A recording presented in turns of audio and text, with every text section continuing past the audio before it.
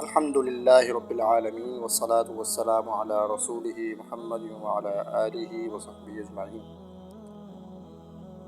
آج کی اس ویڈیو میں حج کا مکمل طریقہ بیان کیا جائے گا، اور یہ کہ حج کس شخص کے اوپر فرض ہے، حج کے فرائض کیا ہیں، حج کے واجبات کیا ہیں، حج کی قسمیں کتنی ہیں اور کون کون سی ہیں، حج کے 500 دن کس طرح گزارنے چاہیے۔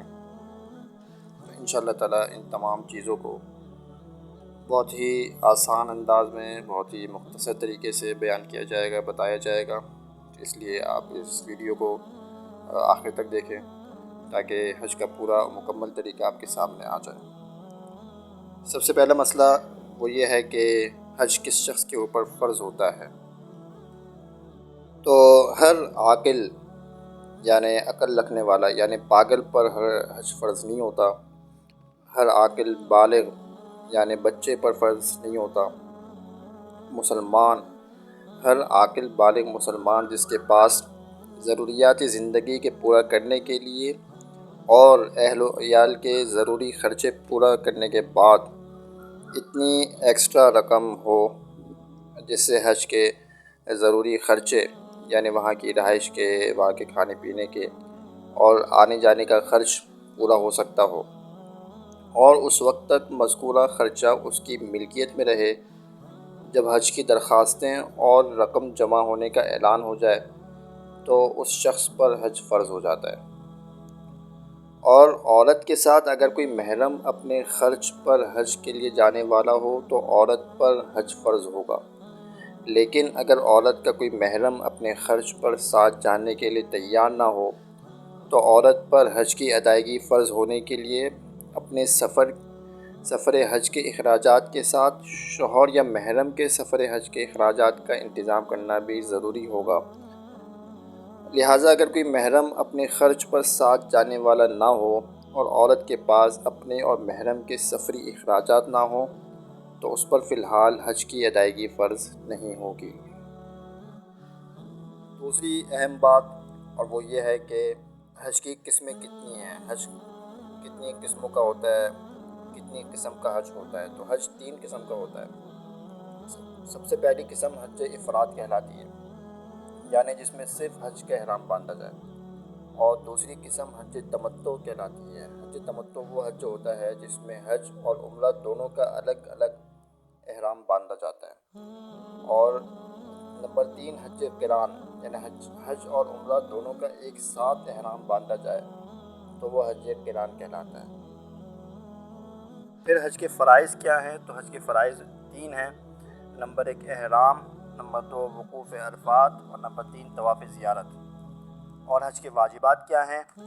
تو حج کے واجبات میں سب سے پہلے مزدلفہ میں اس کے وقت میں ٹھہرنا، نمبر 2 صفا مروہ کی سعی کرنا، نمبر 3 رمی جمار یعنی کنکریاں مارنا، نمبر 4 حج تمتع اور قران والوں کو قربانی کرنا، نمبر 5 سر منڈوانا یعنی سر کا حلق کروانا، سر کے بالوں کو یعنی پورا گنجا ہونا یا انگلی کے ایک پورے کی لمبائی کے برابر چوتھائی سر کے بال کاٹنا، اور نمبر 6 آفاقی یعنی میقات سے باہر کی رہائشی کو طواف وداع کرنا، اور نمبر 7 رمی یعنی کنکریاں مارنا، قربانی اور حلق یا قصر ترتیب وار کرنا۔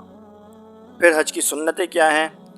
تو نمبر 1 طواف قدوم، مکہ مکرمہ میں پہنچتے ہی حاجی جو پہلا طواف کرتے ہیں۔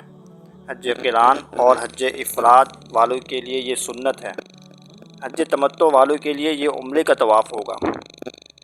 رمل یہ بھی سنت ہے، طواف میں کرنا ہوتا ہے، یعنی اکڑ کر تھوڑا تیز چلنا کندھوں کو ہلاتے ہوئے۔ یہ مردوں کے لیے ہے، عورتیں رمل نہیں کریں گی، اور یہ طواف قدوم یا طواف زیارت میں ہوگا۔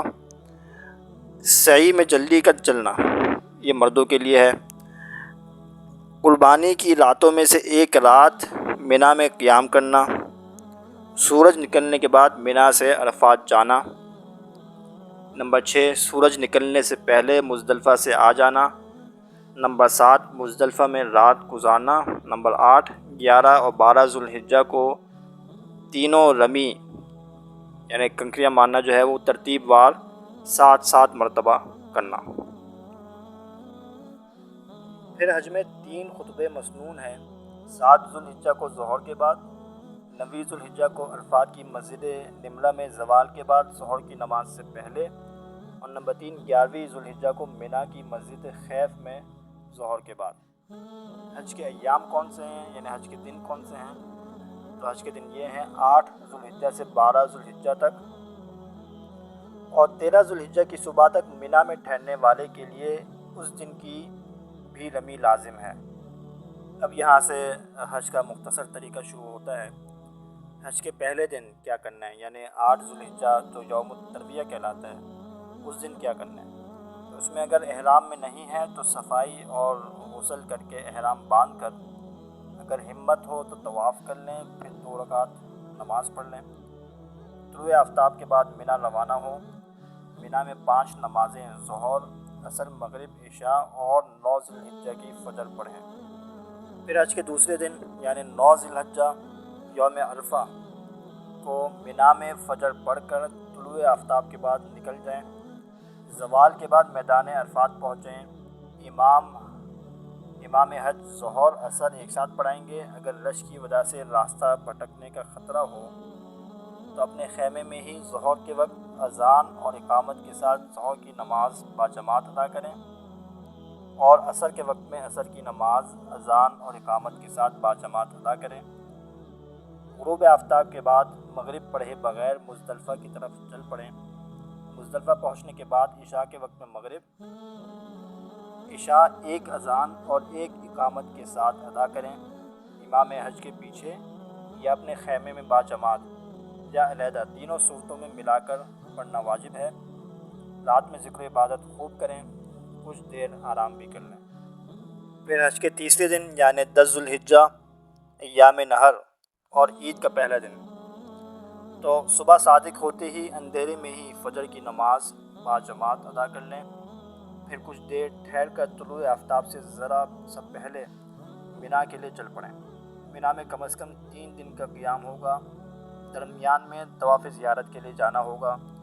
منی پہنچنے کے بعد سب سے پہلے جمرۃ العقبہ کو کنکریاں ماریں، اس کا وقت طلوع آفتاب سے لے کر زوال تک ہے۔ عذر کی وجہ سے تاخیر کی گنجائش ہے، اس کے بعد قربانی کریں، جو حج افراد والوں کے لیے مستحب ہے، حج تمتع اور قران والوں کے لیے واجب ہے۔ قربانی کے 3 دن ہیں، جب چاہے کر لیں۔ سنت ابراہیمی والی قربانی اس کے علاوہ ہے۔ قربانی سے فارغ ہو کر مرد حضرات سر منڈوا لیں اور خواتین انگلی کے پوروں کے برابر پوری چوٹی سے بال کاٹ لیں۔ اس کے بعد احرام کی پابندیاں ختم ہو جائیں گی اور عام کپڑے پہن لیں۔ اگر ابھی حلال نہیں ہوئے پھر طواف زیارت کر لیں، اس کا وقت 10 ذو الحجہ سے 12 ذو الحجہ کے غروب آفتاب تک ہے، جب چاہے کر لیں۔ اگر پہلے رمل، استباء اور صحیح حج نہیں کی تو اب کر لیں۔ رمل اور استباء خواتین کے لیے نہیں ہیں، اس طواف کے بعد حلال ہو جائیں گے۔ پھر حج کا چوتھا دن شروع ہوتا ہے یعنی 11 ذو الحجہ ایام نہر اور عید کا دوسرا دن۔ زوال کے بعد تینوں جمرات پر 7 کنکریاں ماریں، پہلے جمرہ اولیٰ پر، پھر جمرہ وسطیٰ پر، پھر جمرہ عقبہ پر۔ پہلی 2 رمی کے بعد دعا مانگیں، تیسری کے بعد نہیں۔ پھر حج کا 5واں دن یعنی 12 ذو الحجہ ایام نہر اور عید کا تیسرا دن۔ آج بھی زوال کے بعد تینوں جمرات پر 7 کنکریاں مارنی ہیں۔ نوٹ: تنبیہ: اگر کوئی شخص 12 ذو الحجہ کو غروب کے بعد تک منی میں ٹھہر گیا تو 13 ذو الحجہ کی رمی بھی لازم ہو جائے گی۔ رمی کے بغیر جانا مکروہ ہے، اور اگر منی میں 13 ذو الحجہ کی صبح تک ٹھہرا تو پھر رمی واجب ہو جائے گی، بغیر رمی کے جانا جائز نہیں ہوگا۔ تو یہ تھا حج کا مختصر مگر مکمل طریقہ، تو اس کو دھیان سے سنیں اور اس کے مطابق عمل کریں، اور حج کرنے کے بعد جو ہے کوشش کریں کہ جو اگلی زندگی ہے وہ بھی اسلام کے احکامات کے مطابق گزاریں۔ اللہ تعالی ہم سب کا حامی اور ناصر۔